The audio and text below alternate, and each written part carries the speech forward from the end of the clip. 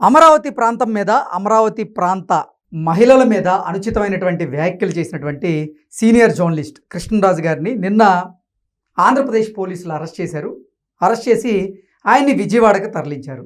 ఈ నేపథ్యంలో ఇప్పటికే ఈ అనుచితమైనటువంటి వ్యాఖ్యలు చేసినటువంటి కేసులో ప్రముఖ సీనియర్ జర్నలిస్ట్ అయినటువంటి కేఎస్ఆర్ గారు ఇప్పుడు రిమాండ్లో ఉన్నటువంటి నేపథ్యంలో ఇప్పుడు కృష్ణరాజు గారు కూడా ఈ కేసులో అరెస్ట్ అయిన నేపథ్యంలో తరువాత అరెస్ట్ ఎవరు జరిగేటువంటి అవకాశం ఉందనేది సర్వత్రా చర్చనీయాంశంగా మారింది. ఈ నేపథ్యంలోనే ఈ అంశం మీద మనం పూర్తి స్థాయిలో విశ్లేషణ చేసుకుందాం. ప్రస్తుతం మనతో పాటు ఉన్నారు ప్రముఖ సామాజికవేత్త, ప్రముఖ రాజకీయ విశ్లేషకులు లింగమనేని శివరాం ప్రసాద్ గారు. వారితో మాట్లాడదాం. సార్ నమస్తే. సార్ నమస్తే.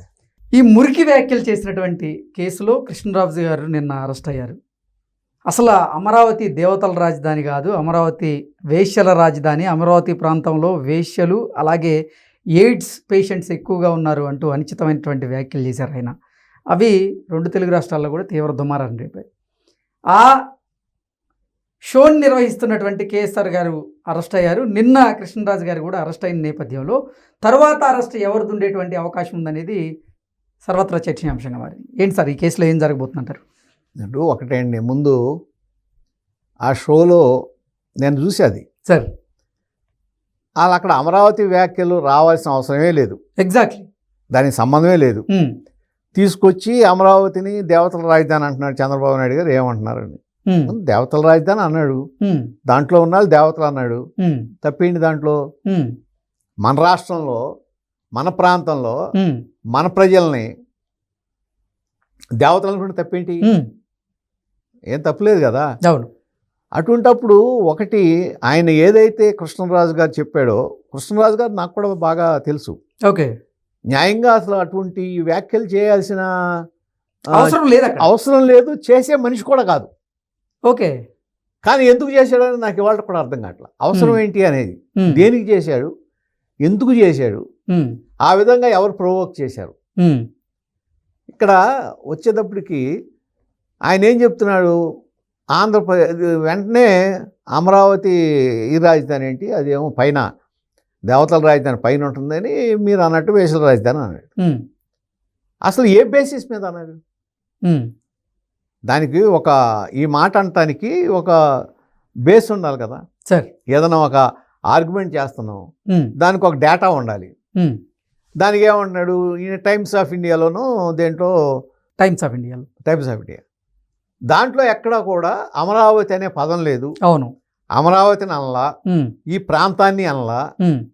ఈ ఈ ఉమెన్ ట్రాఫికింగ్, ఆ తర్వాత ఈ ఉమెన్ సంబంధించి ఈ విధమైన ప్రాస్టిట్యూషన్ ఇది కానీ కర్ణాటక ఫస్ట్లో ఉంది, సెకండ్ ఆంధ్రప్రదేశ్, థర్డ్ మహారాష్ట్ర, ఇట్లా ఇచ్చాడు. అవును. అది టోటల్ స్టేట్కి సంబంధించింది.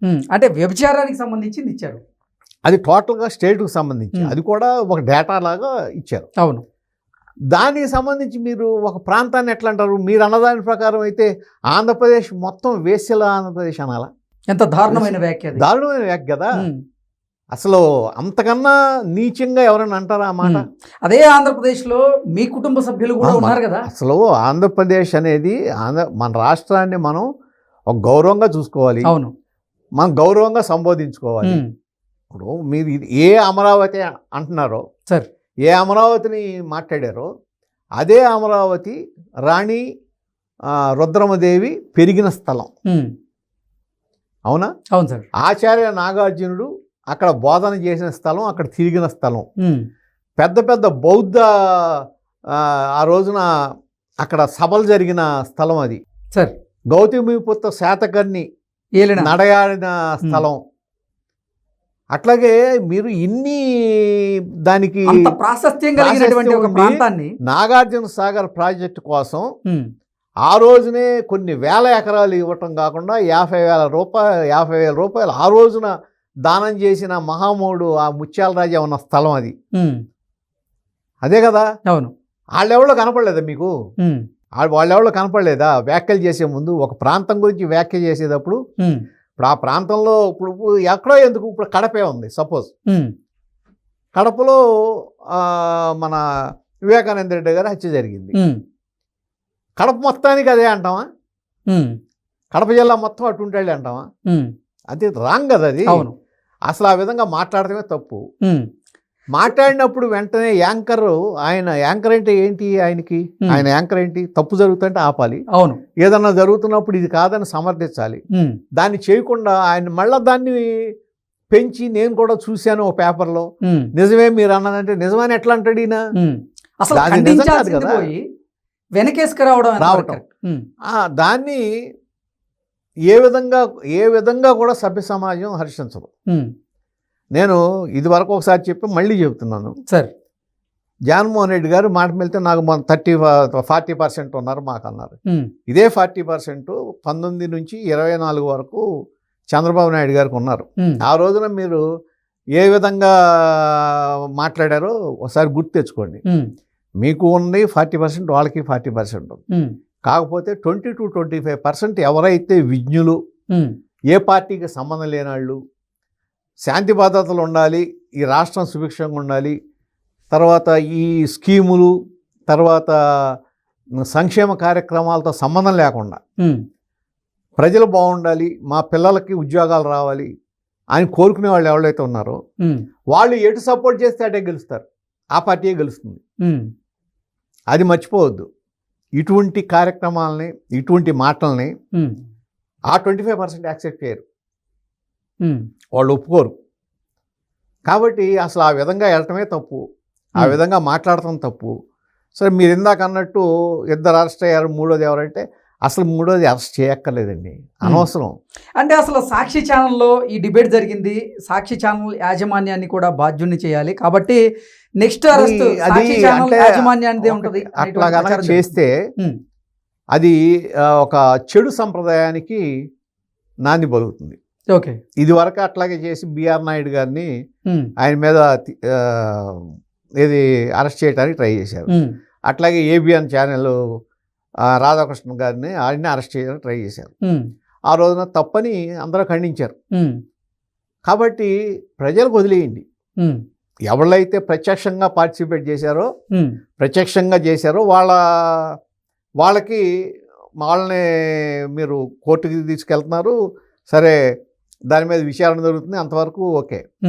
అంతకు మించి వెళ్ళి దాన్ని అనవసరంగా మళ్ళీ ఇష్యూ చేయటం కన్నా కూడా దాని ఒకవేళ మీకు అవకాశం ఉంటే, ఈ విధమైన విద్వేషపూరితంగా చేస్తున్నారు కాబట్టి లైసెన్స్ రద్దు చేయమని అడగండి. ఓకే, మీరు ట్రాయ్ని ఇది ఉంటుంది కదా, ఈ కంట్రోల్లో చేయటానికి ఉంటాయి కదా, వాళ్ళని అడగండి మీరు.